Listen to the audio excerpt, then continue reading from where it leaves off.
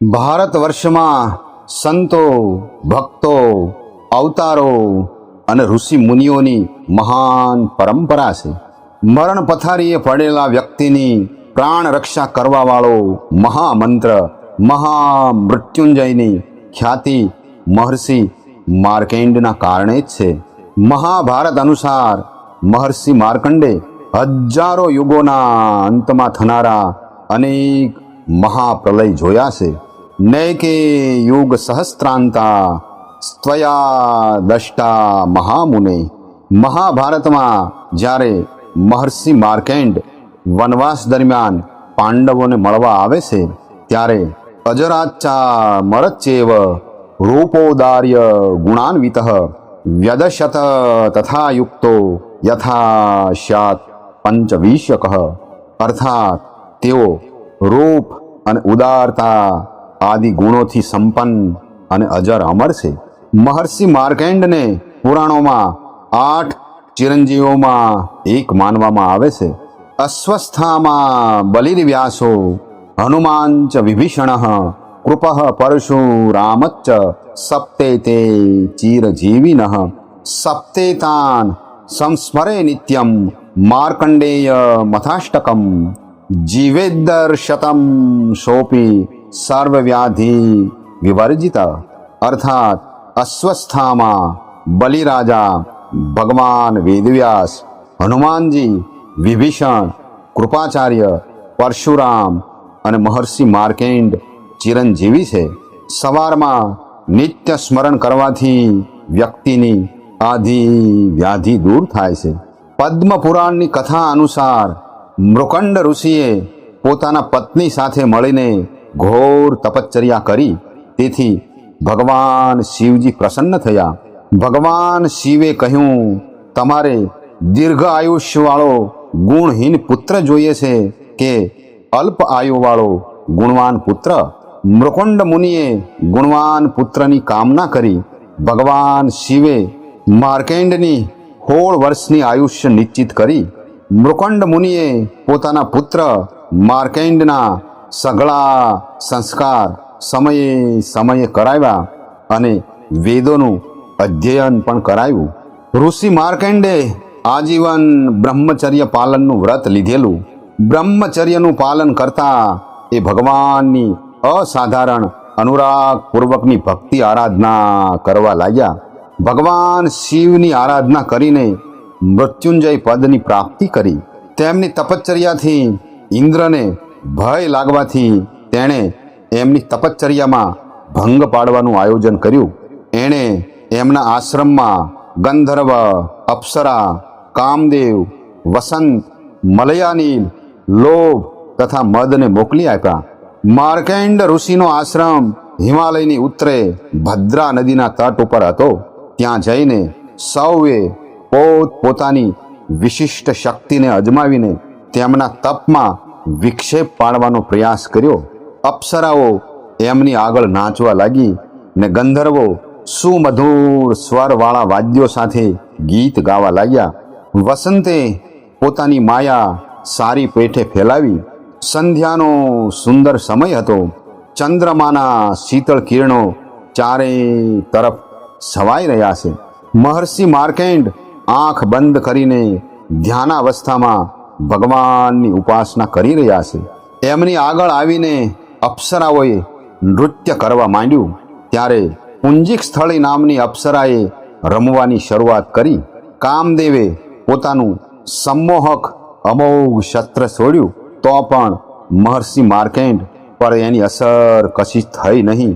એટલું જ નહીં, અસાધારણ આત્મબળ હોવા છતાં એમનામાં લેશ માત્ર અહંકાર નહોતો. કામદેવ પરાજિત બનીને એની સેના સાથે પાછો ફર્યો. મહર્ષિ માર્કંડેયના આત્મબળને જોઈને ઇન્દ્રને પણ આશ્ચર્ય થયું. ભગવાનના સાચા ભક્તોની ભગવાન પોતે જ રક્ષા કરે છે.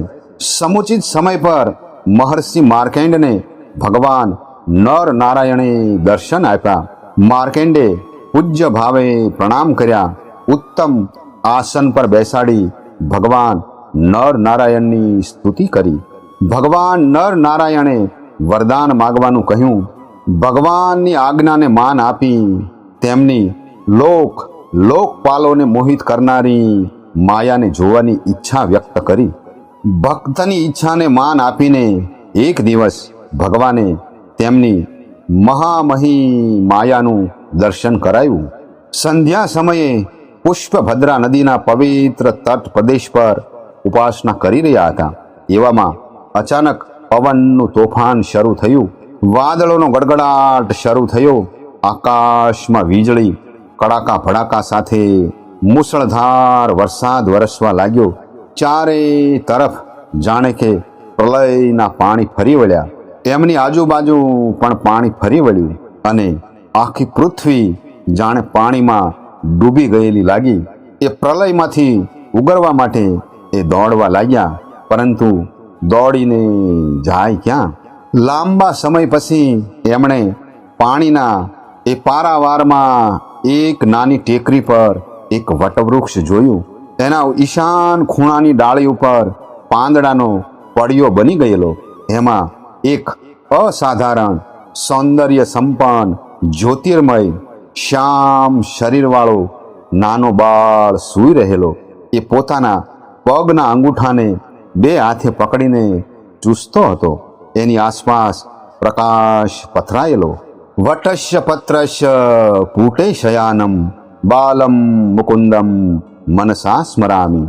વડપત્રના પડિયા પર સૂતેલા ભગવાન બાલ મુકુંદનું મનોમન સ્મરણ કરું છું.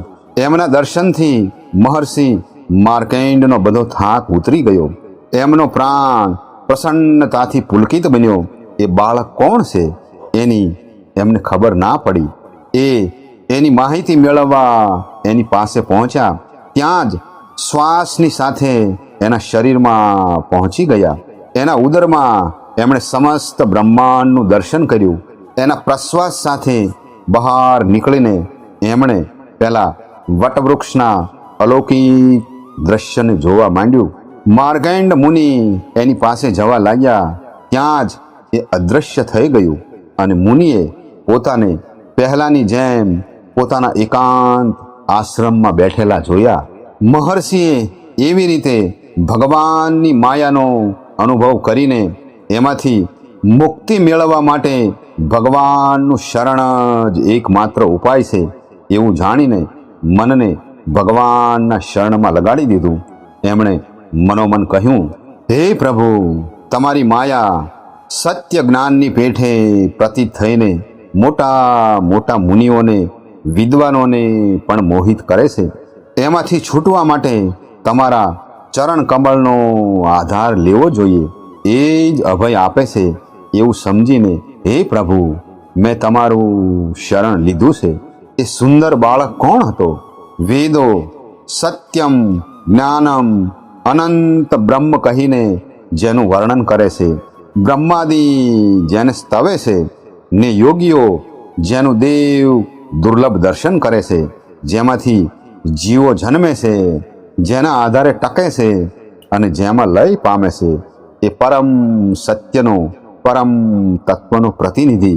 એ સત્ય કે તત્વ જ એના સ્વરૂપે સાકાર બનેલું. મહર્ષિ માર્કંડ એના સ્મરણ મનનમાં મગ્ન બની ગયેલા. ત્યારે ભગવાન શિવ અને પાર્વતી તથા બીજા ગણોની સાથે ત્યાંથી આકાશ માર્ગેથી પસાર થયા. માતા પાર્વતીના કહેવાથી ભગવાન શિવ શંકર મહર્ષિ માર્કંડ પાસે આવી પહોંચ્યા. માર્કંડ મુનિ ભગવદ ભક્તિમાં લીન બનેલા.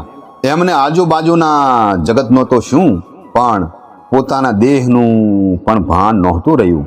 ભગવાન શિવ શંકરે તેમના હૃદયમાં પ્રવેશીને એમને દર્શન આપ્યા. તેથી આશ્ચર્યચકિત, આનંદ મગ્ન અને ભાવ વિભોર બનેલા મહર્ષિ માર્કંડ સમાધિમાંથી જાગૃત થયા ને તેમણે ભગવાન શંકરને પ્રણામ કરી તેમની પૂજા કરી. એ પૂજા તથા ભક્તિથી પ્રસન્ન થયેલા ભગવાન શંકરે એમને ઈચ્છા અનુસાર વરદાન માગવા કહ્યું અને જણાવ્યું કે નિર્વેર ભાવવાળા, શાંત સ્વભાવના, સમદર્શી, આસક્તિ રહિત, શ્રદ્ધા ભક્તિ સંપન્ન સંત પુરુષો સંસારની શોભા રૂપ છે, એમનું હું સદાને માટે સારું સન્માન કરું છું. મહર્ષિ માર્કેન્ડ બીજું કયું વરદાન માગે? એમને તો ભગવાન નર નારાયણ પાસે માંગેલા માયાના દર્શનના વરદાનનું અને એની પ્રતિક્રિયાનું સ્મરણ હતું. એમણે કહ્યું કે તમે પ્રસન્ન બનીને કૃપા કરીને મને વરદાન આપવા તૈયાર છો તો ભગવાનમાં, એમના શરણાગત સાચા ભક્તોમાં અને તમારામાં મારી અવિચળ અખંડ ભક્તિ સદાને માટે બની રહે એવું વરદાન પ્રદાન કરો. ભગવાન શંકરે એમની નિર્મળ ભક્તિ ભાવનાથી પ્રસન્ન બનીને એમને એક સાથે અનેક વરદાન પ્રદાન કરતા કહ્યું, મહર્ષિ, તમારી સર્વે મનોકામનાઓ પૂર્ણ થાવ. ઇન્દ્રિયાતીત પરમાત્મા તમારી અનન્ય ભક્તિ સદા અચળ રહો. તમારો પવિત્ર યશ કલ્પ પર્યત ફેલાય અને તમે અજર અમર બનો. તમારું બ્રહ્મ તેજ તો અદૃશ્ય રહેશે જ, પરંતુ એની સાથે સાથે તમને ભૂત ભવિષ્ય વર્તમાનના જ્ઞાનની અને વૈરાગ્યયુક્ત સ્વરૂપ સ્થિતિની પ્રાપ્તિ થશે. તમે પુરાણનું આચાર્યત્વ મેળવશો અથવા એક સ્વતંત્ર પુરાણની રચના કરશો. મહર્ષિ માર્કેન્ડના જીવનને એવી રીતે કૃતાર્થ કરીને ભગવાન શંકર ત્યાંથી આગળ ચાલ્યા.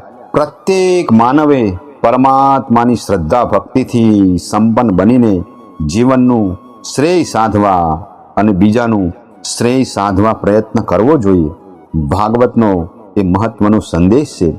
સૂત પુરાણી માર્કેન્ડ ચરિત્રનો ઉપસંહાર કરતા શૌનકને કહે છે, આ માર્કેન્ડ ચરિત્ર ભગવાન ચક્ર પ્રાણીના પ્રભાવથી ને મહિમાથી ભરપૂર છે. જે એનું શ્રવણ મનન કે સંકીર્તન કરે છે તે કર્મ વાસનામાંથી મુક્તિ મેળવીને આવા ગમનના ચક્રથી સદાને માટે છૂટી જાય છે.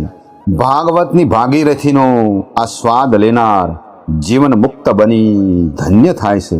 ભારતના મહાન ઋષિ મહર્ષિ માર્કેન્ડને આજે આપણે ભાવથી વંદન કરીએ.